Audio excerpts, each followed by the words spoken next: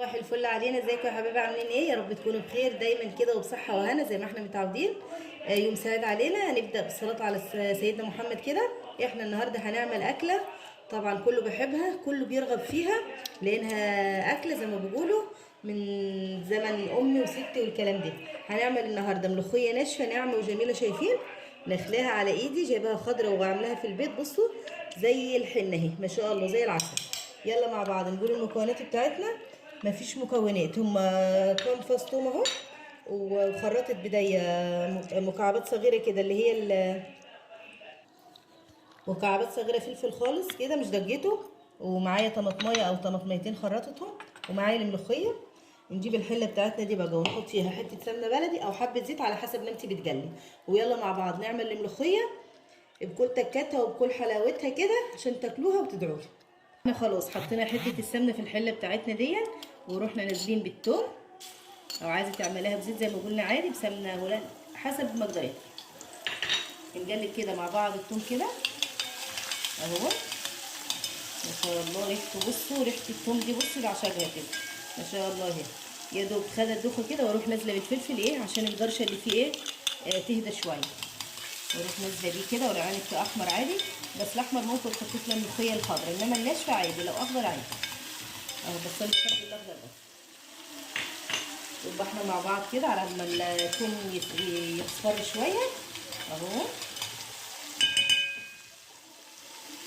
يبقى احنا خلاص كده البصله بدات تصفر اهي خلاص ما شاء الله كده. نروح برضو نازلين بالايه حبايه الطماطم اللي احنا قطعناها مكعبات صغري فيها على جبنه في البرد اهو. سيبها بقى. نجيب بقى اللهم صل على سيدنا محمد الكزبره الناشفه اهي تعملها في البيت مع بعض. حبه كمون معانا هما برضو نكون عاملين مقدار الايه الشوربه اللي احنا هنحطها عليها بتكون ايه حاجه منها. نظبط الدنيا كده مع بعض. نسيبها بقى تستوي مع بعض، ولما تستوي نشوف هنعمل ايه. يبقى احنا خلاص كده الثوم والفلفل والطماطم استوت كده شايفين، يعتبر الماده الدهنيه بتطلع كده، يعتبر هي كده استوت. روحي جايبه المرقه بتاعتنا بصوا شايفين بسم الله ما شاء الله سمين ازاي. مش هداكي برضو مرقه او شوربه زي ما انت بتقولي، هاتي مكعب مرقه دجاج بدي نفس الايه طعم اهو. بسم الله ما شاء الله نروح نازلين بيها اهو ما شاء الله اهي زي العسل اهي.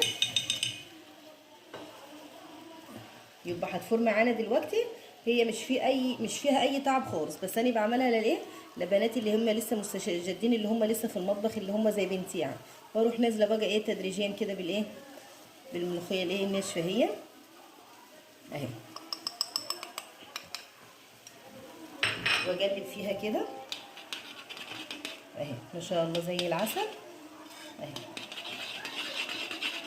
شايفين تبقى بقى تجيله وبتبقى بصوا روعه. شايفين المنظر جميله جدا جدا جدا اهي اهي ممتازه. مش تنسيلها طبعا الكزبره الناشفه دي شيء اكيد اهي. هقلبها كده مفيش دقيقتين وتروحي ايه على ما تفور بس تروحي ايه طفي عليه. طيب طبعا ما شاء الله حوضها مظبوط اهي ممتازه وروعه والله. اطفي عليها بقى واجيب الطبق كده ونغرف ايه طبق ونوريكم. يبقى احنا كده نجيب طبق. شايفين بصوا شايفينها تجيله ازاي اهي. شايفين ممتازه. فيش تاكلها كده تلاقيها بتتجرس والله. بص زي الحنه بالظبط اهي اهو ما شاء الله. تعالوا بقى نحط. يبقى بسم الله ما شاء الله كده الملوخيه خلصت اهي.